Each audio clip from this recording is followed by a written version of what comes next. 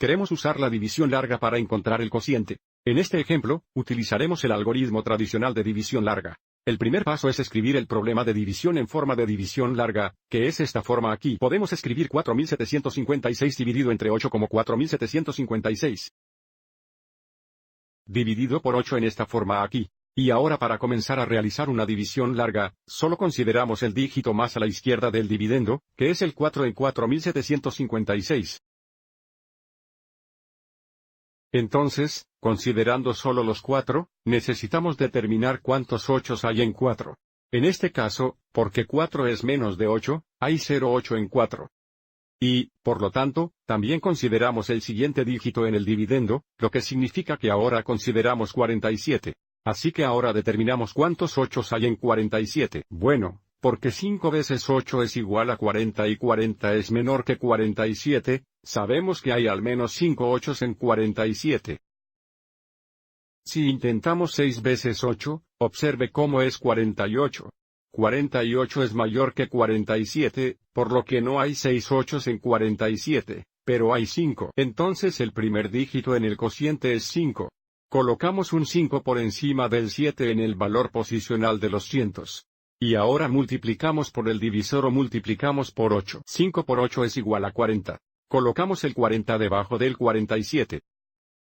Cada vez que encontramos nuestro producto, restamos. Y cada vez que restamos, la diferencia debe ser menor que 8 porque si no es así, el dígito que acabamos de colocar en el cociente no es correcto. Tenga en cuenta que 47 menos 40 es 7. Como 7 es menos que 8, el 5 es correcto. El siguiente paso es bajar el siguiente dígito en el dividendo. ¿Cuál es el 5?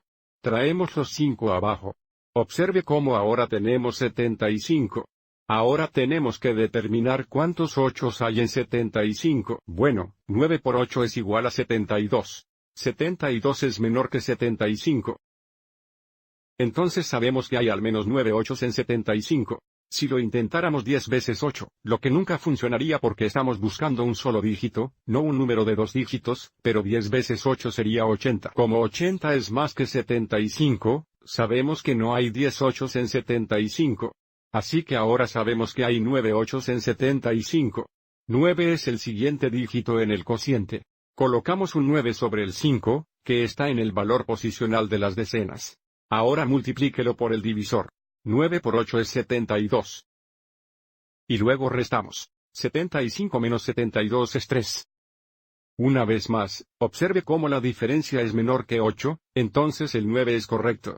Tenemos un dígito restante en el dividendo, así que lo bajamos. Y ahora consideramos 36. Necesitamos determinar cuántos 8 hay en 36.